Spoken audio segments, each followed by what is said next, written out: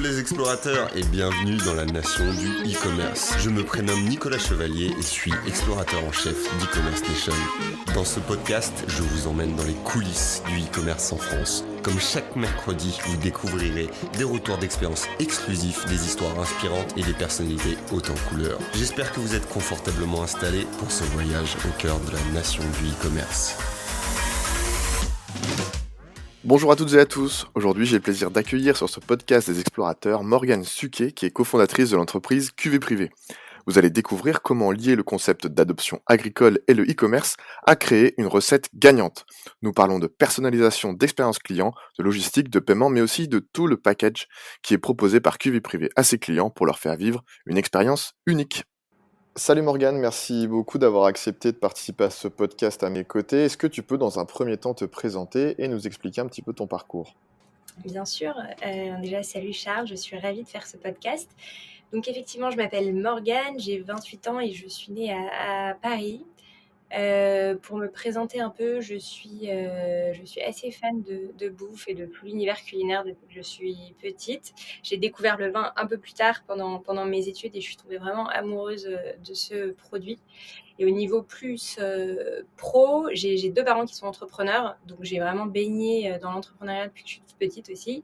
Et je savais assez tôt que je voulais créer mon entreprise, donc j'ai fait les études qui me paraissaient les plus cohérentes pour ce projet professionnel. J'ai fait une classe préparatoire, ensuite une école de commerce, et j'ai eu la chance d'intégrer donc HEC en 2014 et j'ai fait le super master entrepreneuriat d'HEC en 2018. C'est là que j'ai créé QV Privé avec mes deux associés, Marie et Aurélie. Ok, merci à toi. Donc, comme tu le disais, on est là pour parler justement du site e-commerce QV Privé dont tu es cofondatrice. On aura l'occasion évidemment de revenir sur ce sujet un petit peu plus en détail après, mais est-ce que tu peux nous présenter rapidement QV Privé ? Alors, QV Privé, c'est une plateforme e-commerce qui va te permettre d'adopter des parcelles agricoles chez des super producteurs un peu partout en France et bientôt en Europe pour recevoir des produits du domaine tout au long de l'année. Donc, l'idée, c'est vraiment d'aller plus loin que le direct producteur en proposant un abonnement en direct d'un domaine pour vivre une expérience pendant un ou plusieurs millésimes avec un producteur, découvrir l'envers du décor chez eux. Et ensuite, je viendrai peut-être un peu plus dans les détails de l'offre, mais c'est vraiment un abonnement plus personnalisé que les box de vin classiques qui va te permettre de découvrir le monde du vin et d'autres produits. Oui, on aura l'occasion d'y revenir un petit peu plus en détail après, notamment dans la seconde partie. Mais c'est un bon teaser pour commencer. Et si tu devais résumer les valeurs de QV Privé, par exemple, en 3 mots, ça serait lesquelles ? Première valeur, ça va être l'hédonisme. Le plaisir, c'est vraiment au cœur de tout ce qu'on propose. Notre but, c'est de créer une expérience de conso qui rende le client heureux. On veut qu'il soit hyper excité à chaque réception de coffret. On veut qu'il planifie des week-ends pour aller au domaine, qu'il se réjouisse de rencontrer le producteur. Donc, il y a vraiment cette notion de plaisir. Ensuite, il y a l'authenticité qui est hyper importante aussi. Nous, on veut montrer la réalité du métier de producteur. Tout n'est pas rose, il y a des maladies dans les parcelles. C'est un métier qui est hyper éprouvant, qui est difficile. Et on veut vraiment tout montrer. Et c'est aussi une valeur d'ailleurs qu'on applique en interne. On est hyper transparente en tant que cofondatrice auprès de nos salariés. Où on dit tous nos chiffres business à tout le monde. Et la troisième valeur qui est fondamentale et qui va avec les autres, c'est une notion, je ne sais même pas si ce mot existe, mais de durabilité. Pour nous, le plaisir aujourd'hui, il ne peut être que compatible avec la responsabilité. C'est vraiment le grand enjeu de demain, c'est comment est-ce qu'on continue à se faire plaisir dans un monde où la sobriété doit devenir la norme. On veut participer, nous, à ce mouvement en apprenant à consommer moins, mais mieux. Donc, on travaille qu'avec des domaines partenaires qui sont en agriculture raisonnée, la plupart sont en bio ou en conversion bio. Et au quotidien, on essaye d'appliquer toutes les pratiques qui nous permettent de mettre en place ce temps long, de vivre au rythme de la nature et de travailler sur le durable. Ok, top, 3 belles valeurs, ça permet aussi à travers ces valeurs de voir un petit peu votre vision et ce que vous souhaitez mettre en place avec QV Privé. Avant d'entrer dans la seconde partie, on va vraiment parler plus en profondeur de justement l'adoption agricole et du e-commerce, etc. J'ai lu une enquête LSA il y a quelque temps qui rapportait qu'aujourd'hui l'achat de vin en ligne dépassait les 10% de part de marché. Est-ce que tu as vu, toi, un avant et un après la crise sanitaire pour le commerce de vin en ligne, même si cuvée privée, ce n'est pas que du vin? Est-ce que ça a accéléré votre concept? Ouais, alors c'est sûr que le début de la crise sanitaire et le premier confinement et les confinements qui ont suivi, ça a été vraiment les montagnes russes du point de vue business chez nous. Le 14 mars 2020, le lendemain de l'annonce, on a fait, je crois, une seule commande dans la journée. Pareil le lendemain, on s'est dit vraiment qu'on n'allait pas tenir très longtemps, que le commerce en ligne allait au contraire s'écraser par manque de confiance des consommateurs et puis qu'ils allaient se recentrer sur des achats plus essentiels que le vin qui reste quand même un produit de plaisir.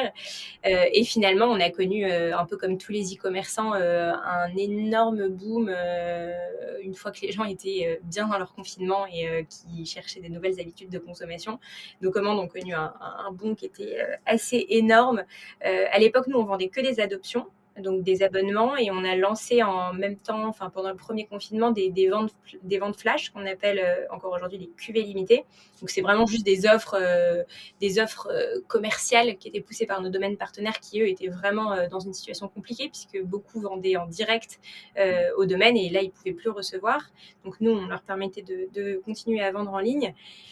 Et ces offres ont vraiment cartonné. On a fait des chiffres de folie en avril, mai, juin et ensuite pendant tous les confinements et pendant toute cette période. C'était franchement assez fou.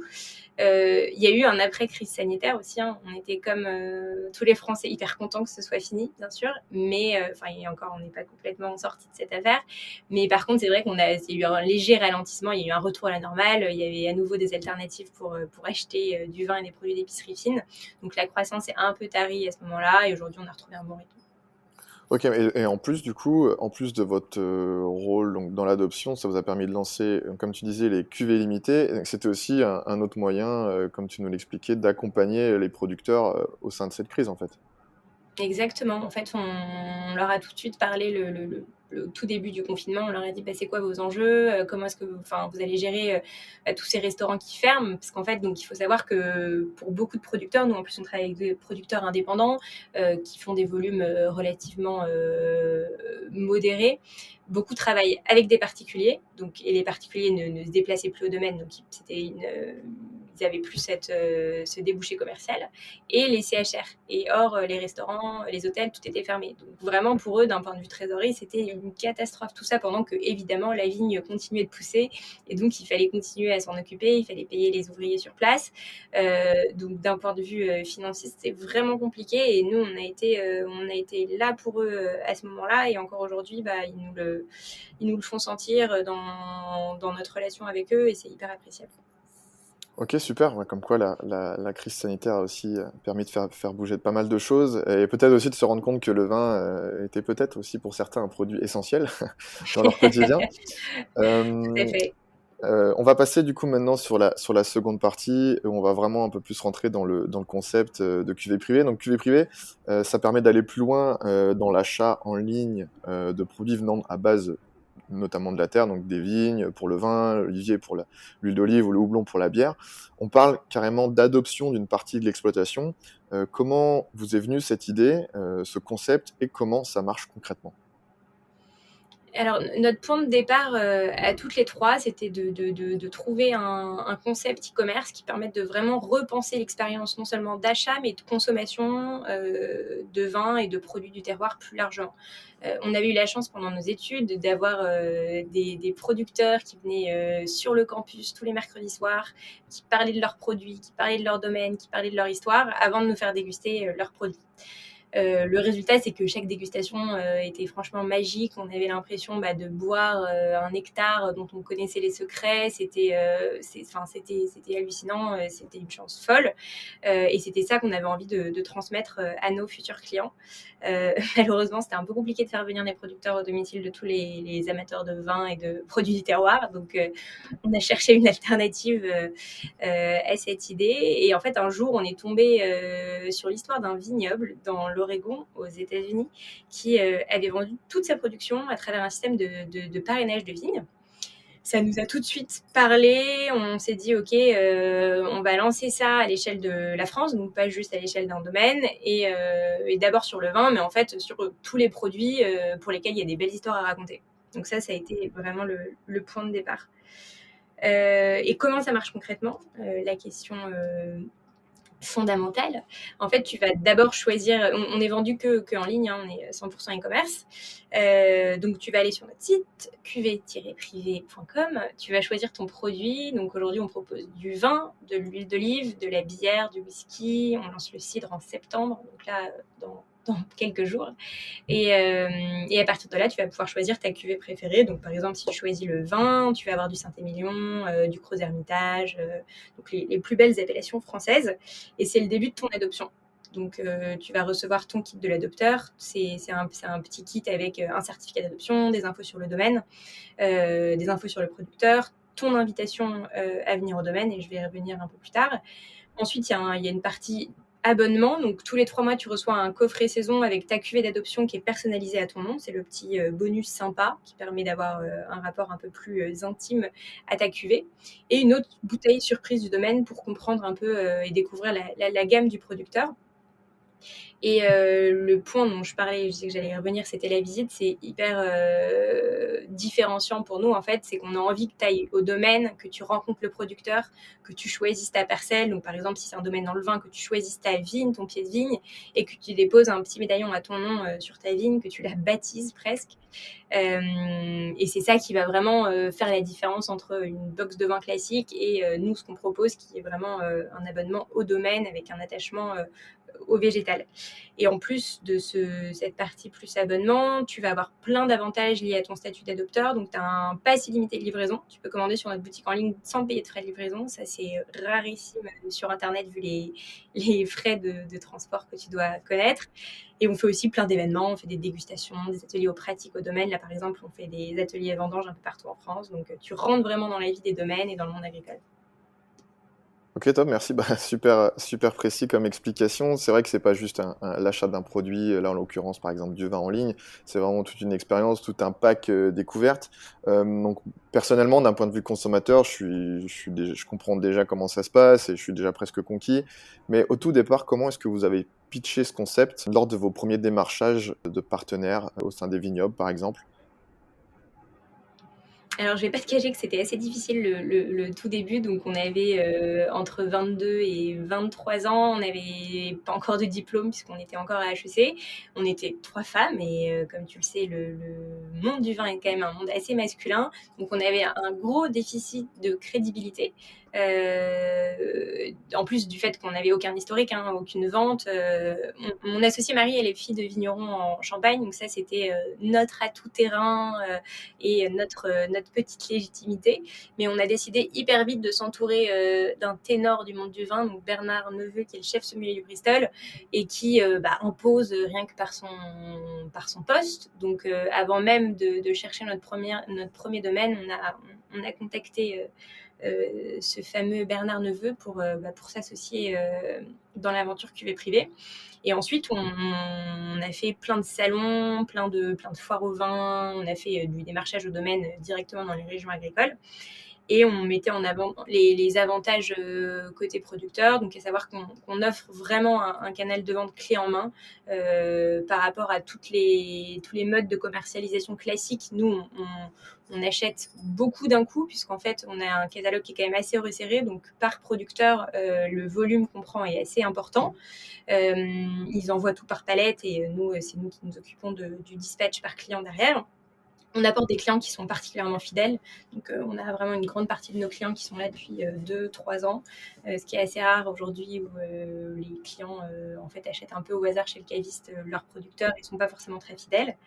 Et ce qu'on permet aussi, c'est d'amener des clients sur place. Et on le sait, le no-tourisme et de manière générale l'agritourisme, ça explose parce que les produits ils sont pas démultipliables, mais par contre on peut faire plein de choses en fait juste en présentant le métier de producteur. Et donc beaucoup de domaines essayent de développer chez eux cette partie-là, le tourisme, les visites, qu'ils arrivent à monétiser aujourd'hui.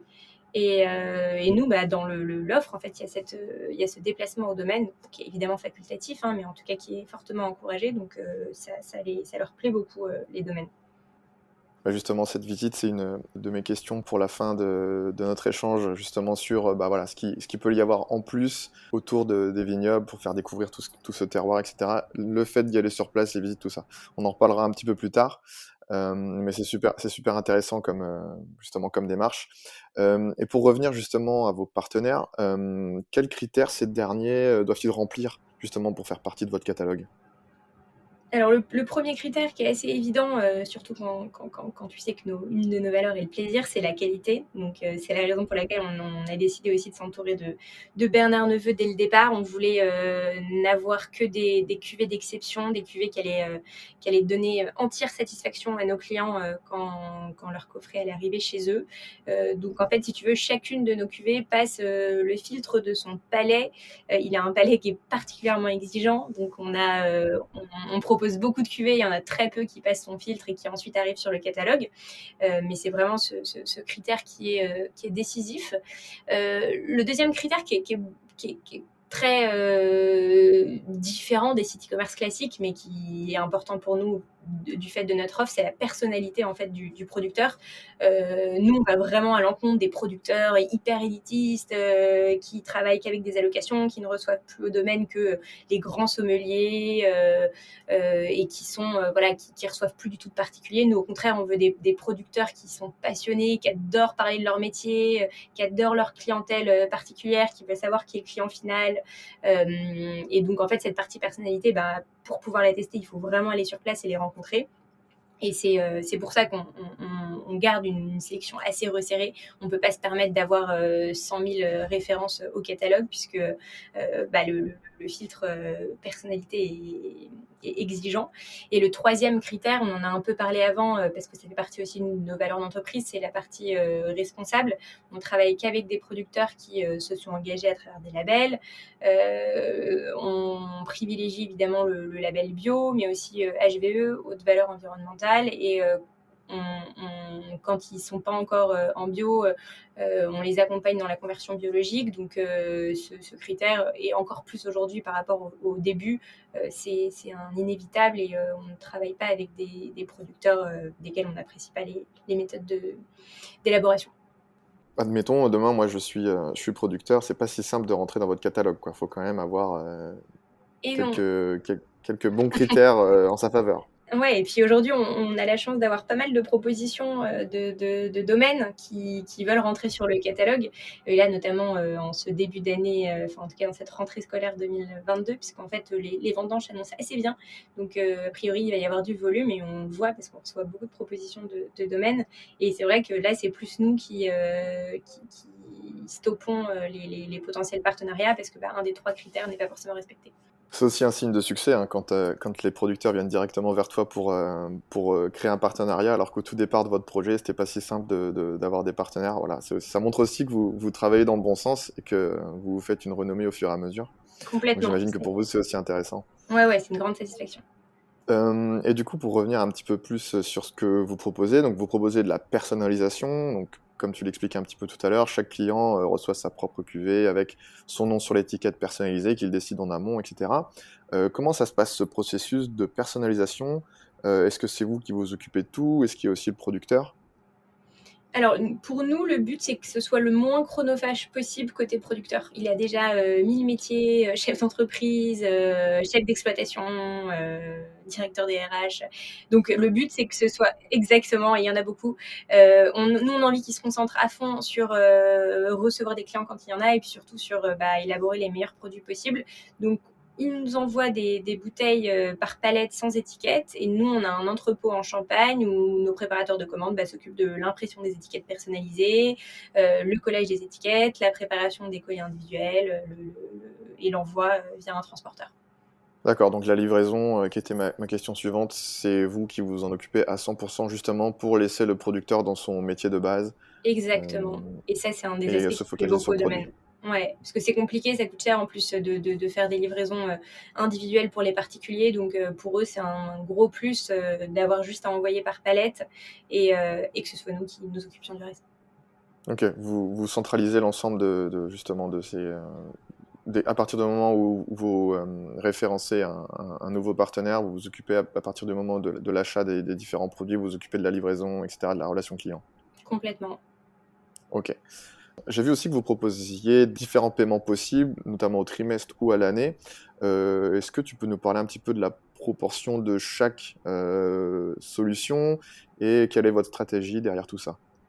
Ouais, c'est une super bonne question, d'un spécialiste de l'e-commerce parce que c'est vrai que ça peut paraître un peu anecdotique, les propositions de paiement, au moment du formulaire de commande, mais en fait, il y a toujours effectivement une stratégie derrière.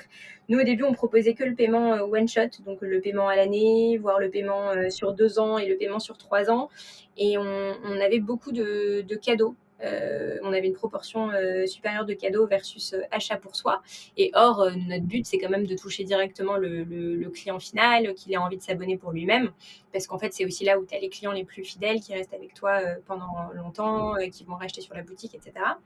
Et donc, on s'est rendu compte qu'un des freins à l'achat et au passage de la commande, c'était justement ce paiement qui était pas étalé et qui était en une fois. Donc, on a lancé le paiement trimestriel il y a à peu près 1 an et demi. Et aujourd'hui, on a 70% de paiement à l'année et 30% de paiement par trimestre. Et ces paiements à l'année, c'est surtout enfin, en tout cas, c'est vraiment plébiscité dans le cadre des cadeaux où effectivement, tu vois, tu as un budget et tu n'as pas envie de splitter le paiement par trimestre et d'être ponctionné tous les trimestres. Et justement, cette répartition, tu nous parlais de cadeaux. Est-ce que tu peux nous en parler justement? Quel est le pourcentage des personnes qui viennent sur QV Privé pour offrir et le pourcentage de ceux qui veulent se faire plaisir eux-mêmes? Alors ça va vraiment varier selon les produits, c'est ça qui est assez intéressant. Par exemple, sur le vin, on a une majorité de cadeaux, puisque c'est toujours assez compliqué de faire des cadeaux, parce que le profil type, hein, sur l'adoption de vigne, c'est l'homme de 50 ans, euh, qui a tout, d'après les recherches Google, parce que le mot-clé cadeau pour homme qui a tout cartonne chez nous. Euh, et donc là, c'est assez cadeau. Par contre, sur nos produits qui sont plus consommation quotidienne, donc par exemple l'huile d'olive ou dans une moindre mesure la bière, on a plus d'achats pour soi. Et c'est ces achats qu'on essaye vraiment de pousser au maximum en réduisant la charge financière. Donc c'est moins cher d'acheter pour soi-même que d'offrir un cadeau. Parce qu'en fait, pour nous, c'est juste une question de coût d'acquisition et de lifetime value. En fait, la lifetime value de quelqu'un qui achète pour lui-même est supérieure à celle d'un cadeau. Donc, pour nous, ça vaut le coup de réduire la charge financière côté achat pour soi au départ. Ok, bah tu vois, ta réponse me permet de rebondir. Tu parlais de mots-clés, d'acquisition. Justement, quelle est votre stratégie d'acquisition? Vous avez un blog? Est-ce qu'il y a aussi évidemment du bouche à oreille, les réseaux sociaux? Comment ça fonctionne de ce côté-là? Alors, notre principal canal d'acquisition, c'est le bouche à oreille. On est hyper heureux parce que c'est un canal qui est tout à fait gratuit. Et puis surtout, ça veut dire que nos clients nous recommandent, donc c'est qu'ils apprécient l'expérience et ça, c'est quand même une grande joie. Après, on a des canaux beaucoup plus classiques payants, donc Facebook, Google. On fait des partenariats médias. Donc, par exemple, pour la fête des pères, on a fait fête des mères, on a fait un partenariat avec My Little Paris. Par le passé, on a fait un partenariat avec Le Bonbon. On fait aussi des ventes avec des plateformes ventes privées, à la fois des classiques, donc justement VP, showroom privé, mais des plus modernes comme Choose, qui fait découvrir des jeunes marques à leur communauté, ça marche super bien.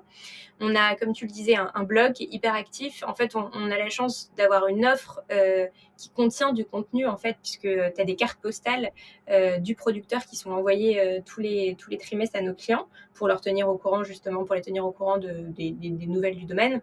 Et dans ces cartes postales, il y a un lien vers l'article de la saison, qui est un article un peu pédagogique. Et donc, tout ça, c'est des contenus, en fait, qu'on réutilise aussi sur le blog qui sont plus approfondis bien sûr pour nos adopteurs et nos clients, mais qui nous permettent de faire de l'acquisition. Par exemple, quelqu'un qui va essayer d'en savoir plus sur les vendanges, on a un super article sur les vendanges. Quelqu'un qui veut savoir comment est-ce qu'on fait du vin rosé, on a un super article sur ce sujet. Et donc, on réussit à attirer des gens qui sont intéressés par les sujets agricoles, par exemple les bienfaits de l'huile d'olive, tous ces sujets-là, et ça nous permet de faire de l'acquisition à moindre coût, si ce n'est la rédaction de ces articles, mais qui de toute façon fait partie de notre offre. Ok, donc beaucoup de canaux au final, mais le bouche à oreille reste top. C'est ce que tu nous expliquais, et c'est assez révélateur, notamment quand on parle de produits plaisir au final. Complètement, ouais. En fait, ce qui est aussi assez sympa, c'est que je parlais des cadeaux en disant que on préférait quand même l'achat pour soi, mais l'avantage des cadeaux, c'est que c'est souvent offert dans des occasions type, là, c'est les 30 ans d'une pote, et on l'offre devant tout le monde découvre le cadeau, et derrière, ça donne des idées à d'autres. Et en fait, en termes de bouche à oreille, c'est la folie le cadeau, parce que tu touches tellement de personnes en une commande que ça te permet de démultiplier les effets du bouche à oreille. Et puis là, en plus, avec la hausse des coûts médias sur les canaux payants, aussi bien Facebook que Google, nous, on essaye vraiment d'être le plus possible indépendant de ces canaux. On ne l'est clairement pas encore, hein, mais pour nous, la part de l'organique, c'est un des KPI principaux qu'on suit hebdomadairement, et on essaye d'être le plus possible indépendant des canaux payants. Ok, ça viendra peut-être un jour, vous n'aurez plus besoin du tout de dépenser d'argent, ça viendra directement à vous. Exactement, c'est le but. Il y a, du coup, dans ce que vous proposez, il y a tout un tas d'autres éléments, hein. C'est pas que l'adoption d'une parcelle, comme tu nous l'expliquais un petit peu en introduction, c'est aussi la possibilité d'aller visiter l'exploitation du producteur en question, le médaillon à votre nom sur la vigne, etc. Est-ce qu'on peut parler du coup d'expérience complète, ou est-ce qu'on peut encore aller un peu plus loin? C'est assez ça, en fait. C'est une expérience qui est à la frontière de justement l'expérience et du produit. Pour nous, c'est la consommation de demain. C'est plus que du produit. On peut plus satisfaire que du produit, parce qu'en fait, le produit, il va falloir en consommer moins. Donc, il va falloir ajouter de l'expérience qui est quand même beaucoup moins consommatrice d'énergie et de ressources. Et donc, nous, c'est le cœur de ce qu'on propose, c'est de faire plus avec un produit, en proposant tout autour de ce produit de l'expérience, donc du contenu, de la visite au domaine, donc du tourisme local, une relation avec un producteur, de la personnalisation. Donc ne pas s'arrêter à juste une bouteille d'huile d'olive, de vin, de bière, mais juste à partir de cette bouteille faire beaucoup plus et créer une nouvelle façon de consommer qui est beaucoup plus en phase avec les enjeux de demain. Donc la consommation de demain, on ne pourra pas se satisfaire à 100% du produit, il y aura forcément une expérience qui sera derrière, c'est bien ça? Ouais, et puis en plus de ça, je pense que ce qui est hyper important, c'est d'avoir une approche beaucoup plus pédagogique de la consommation. C'est-à-dire, c'est pas forcément un concept qui existe en français, mais en anglais d'ailleurs, je ne sais pas si ça existe, mais ce qu'on essaye de lancer, nous, c'est la smart consumption. Donc se dire que il faut qu'on ait une consommation consciente, il faut savoir ce qu'on consomme, il faut connaître l'histoire des produits qu'on consomme, et c'est comme ça qu'en fait on a une consommation plus raisonnée, quand on sait en fait tous les efforts qui sont faits pour produire une bouteille de vin.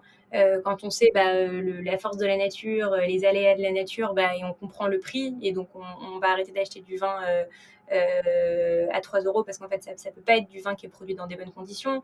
On va consommer moins en fait, parce qu'on se dit effectivement si une bonne bouteille ça doit coûter 10 euros minimum, je vais peut-être pas en consommer tous les soirs. Et donc c'est cette façon d'aborder la consommation beaucoup plus consciente, beaucoup plus raisonnée, beaucoup plus personnel en fait, qui est pour nous fondamental pour appréhender le monde de demain. Ouais, c'est d'autant plus intéressant justement d'éduquer un petit peu les consommateurs et les futurs consommateurs quand on voit par exemple l'été qu'on vient de passer avec les sécheresses, etc. Et faire comprendre la répercussion que ça peut avoir et que l'aléatoire a aussi un gros impact sur ces métiers de la terre. Mais complètement. L'année dernière, cette année, ça a été un peu moins le cas, mais l'année dernière, on a eu vraiment des épisodes de gel qui étaient dramatiques. On a des domaines qui n'ont quasiment pas de produits de millésime 2021. Pour nous, ça fait un peu un trou dans les millésimes et dans les stocks. Mais en fait, c'est hyper intéressant à expliquer à nos clients. Et par rapport à, par exemple, je sais pas moi, un supermarché ou dans une moindre mesure un caviste qui va juste pas proposer un certain millésime sur une certaine région qui a été hyper touchée par le gel, nous on va apporter les explications à nos clients, on va leur expliquer pourquoi quand ils sont abonnés depuis 2-3 ans, pourquoi est-ce qu'il y a un trou dans le millésime, pourquoi est-ce qu'on passe du millésime 2019 au millésime au millésime 2020 au millésime 2022. On essaye de leur expliquer aussi effectivement que la nature est plus forte qu'un système e-commerce et qu'il faut s'y adapter, quoi, et que c'est ça le monde de demain. Ouais, et du coup, ce système d'éducation peut aussi passer par ce concept d'adoption. Et du coup, pour aller un petit peu plus loin sur ce concept, est-ce que tu penses que l'adoption, elle peut se dupliquer, et pas que dans des produits issus de l'agriculture? Alors nous, on va pas sortir de l'agriculture, mais effectivement, je pense que ça peut être intéressant pour tout achat et tout mode de consommation sur d'autres typologies de produits, d'apporter en tout cas du contexte à l'achat dans la consommation, comme je disais, un peu plus consciente. Tu vois, si on parle même de produits sur lesquels on ne sait pas vraiment grand-chose. Par exemple, quand tu achètes un meuble, ça peut être intéressant d'en savoir plus sur l'artisan, sur les matériaux qui ont été utilisés, d'où ils viennent, comment ils vont évoluer, les savoir-faire qui ont été mis en place pour la réalisation du meuble. Donc je pense que on ne parlera pas forcément d'adoption parce que c'est peut-être plus lié à l'agriculture. Mais en tout cas, je pense qu'apporter du contexte à l'achat, c'est fondamental et ça pourrait être développé sur d'autres produits. Après, je pense que ce qui est très différent dans l'alimentaire, c'est que c'est quand même des produits qu'on va ingérer dans notre corps. Donc, on a d'autant plus envie d'en connaître l'origine, la qualité, de savoir qui l'a fait. Mais après, tu vois, même pour des fleurs, c'est hyper intéressant de savoir qui sont les hommes et les femmes derrière cette production, d'où elles viennent, comment elles ont été cultivées, etc. Bah, oui, c'est sûr que c'est toujours intéressant, mais comme tu disais, effectivement, dans l'alimentaire et dans ce qu'on met dans notre corps, on a tout de suite un petit peu plus envie de savoir, notamment en ce moment avec tous les scandales qu'il y a pu y avoir ces dernières décennies, de savoir un petit peu comment ça se passe. Pour QV Privé, au départ, tout se passe en ligne, mais comme tu nous l'expliquais, le concept, c'est aussi d'essayer de déplacer les gens au sein des vignes pour comprendre comment ça se passe. Est-ce que à terme, ça peut être un projet pour vous de venir, par exemple, organisateur de tours de vignobles ou de visites organisées ou ce genre d'expérience, de sortir un petit peu du cadre achat de produits en ligne et de devenir un petit peu comme des organisateurs de sorties touristiques ou voilà, ce genre d'expérience? C'est marrant comme question parce que au départ, une de nos idées, c'était de créer une plateforme de réservation de visites et d'ateliers dans des domaines. On voulait créer un peu un booking des activités no touristiques et plus largement du tourisme autour de l'agricole. Euh, le problème, c'est qu'en France, ce marché, il est vraiment à ses débuts. Donc, on n'est pas habitué français à payer pour faire une visite. C'est hyper différent dans d'autres pays. Là, j'étais en Italie, par exemple, cet été. J'ai fait un tour des vignobles dans un certain nombre de régions et c'est normal de payer 40 € pour une visite qui comprend une dégustation. Donc, on rémunère vraiment le temps du producteur. On paye le vin qui est dégusté. Et donc là, ça a du sens d'avoir des plateformes de réservation parce que quand tu prends une commission sur chacune de ces visites, voilà, ça devient intéressant. Nous, en France, on a d'un côté les amateurs de vin et de gastronomie qui sont pas forcément hyper habitués à payer. Et on a même des producteurs qui ne valorisent pas tellement leur temps passé, qui considèrent que ce qui doit être payé, c'est vraiment le produit, donc l'achat de bouteilles, donc ils ne font même pas payer les dégustations. Donc c'était un peu compliqué de se positionner sur ce marché. Puis il y a d'autres entreprises qui l'ont fait assez bien. Je crois que c'est Rue des Vignerons, Winelist, qui propose de réserver des visites. Mais je pense qu'en tout cas, oui, cet aspect visite, il est fondamental. Et nous, à terme, on aimerait bien créer un vrai réseau de domaines un peu partout en Europe avec des producteurs passionnés qui correspondent à notre charte et qui ouvrent leurs portes à tous les adopteurs QV privés, tu vois. Donc un peu le fooding des producteurs et des visites. Bah, super intéressant. Peut-être qu'effectivement, les mœurs des autres pays, tu nous parlais d'Italie, arriveront peut-être dans quelques années en France et que voilà, ça permettra aussi de sortir tout un tas d'autres concepts. Donc, sur QV privé, il y a le vin, donc rouge, blanc, rosé, de l'huile d'olive, de la bière, du whisky. Le cidre arrive, tu nous l'expliquais, pour un Normand, je t'avoue que c'est assez parlant. Est-ce que vous avez d'autres idées de produits pour la suite? Alors, la priorité aujourd'hui et dans notre développement, elle est moins sur le développement de nouveaux produits à adopter, même si effectivement on sort le cidre et on est hyper excité. Moi, je suis d'origine bretonne et j'aime beaucoup la Normandie. J'ai passé tous mes étés en Normandie, donc je te suis sur le cidre. On va peut-être sortir quelques autres produits, mais plus en fonction de la demande de nos clients. Donc, tu vois, on a une grosse demande sur le miel, par exemple.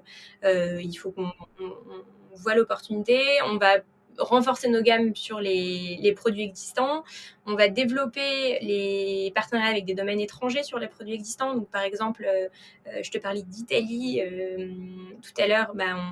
On va essayer d'avoir on va avoir un premier domaine italien là avant la fin de l'année 2022 sur à la fois le vin et l'huile d'olive. On aimerait bien, tu vois, à terme, pouvoir faire adopter du whisky écossais, aller en fait chercher les spécialités locales de chaque pays européen pour les proposer aux consommateurs européens, et ça permettrait de sortir aussi, de découvrir un peu les produits de nos voisins. En gros projet aussi, on a une boutique physique, donc c'est pas forcément le but de ce podcast qui est sur l'e-commerce, mais on a une boutique physique qui va s'ouvrir.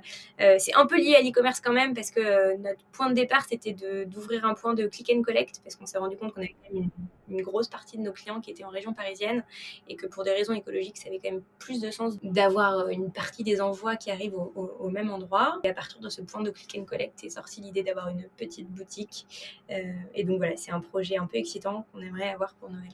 De beaux projets qui vont arriver. Écoute, Morgane, je pense qu'on a à peu près fait le tour. Dans un premier temps, je te remercie pour toutes ces réponses, toute ta transparence sur votre concept QV privé, aussi ce que vous proposez ou ce que vous voulez proposer pour la suite à vos partenaires et à vos clients. C'était vraiment super intéressant. C'est un concept qui, je pense et je l'espère, va se développer davantage, notamment sur on va dire l'éducation aux produits pour les consommateurs. C'est vraiment super intéressant. Je ne sais pas si tu as un mot de la fin à nous partager ou une petite chose à ajouter. Un mot de la fin, les personnes qui écoutent ce podcast sont a priori intéressées par le monde de l'e-commerce. Je vais faire un mot sur donc l'e-commerce, qui est un monde qui est passionnant, qui est très exigeant. Je compare avec les camarades d'école de commerce qui se sont lancés plus sur des SaaS, des logiciels, donc qui n'ont pas de produits. Notre monde est compliqué et dur. Le transport, les transporteurs, les livraisons, c'est un monde complexe. Le service client dans ce monde l'est encore plus, mais c'est un monde qui est passionnant. Je pense que le produit, on en a besoin. On a besoin de consommer des bons produits, de recevoir des produits à domicile, donc il faut que ça continue, et j'espère que de jeunes entrepreneurs vont continuer de lancer des super concepts e-commerce, parce qu'il y a encore plein de belles choses à faire. Donc un monde passionnant pour des produits passionnants. Écoute, je pense qu'on a bouclé la boucle. Merci une nouvelle fois, Morgane, donc cofondatrice de QV Privé, que j'ai eu le plaisir de recevoir dans ce podcast, les explorateurs du e-commerce. À bientôt. Merci Charles, à bientôt.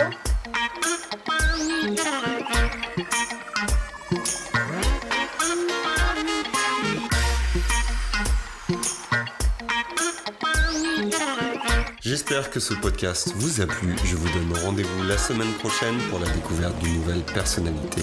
N'hésitez pas à vous abonner au podcast des explorateurs du e-commerce sur votre plateforme préférée et à partager sur les réseaux si vous avez apprécié cet épisode. À très vite pour de nouvelles aventures, et n'oubliez pas que l'exploration se poursuit sur e-commerce Nation.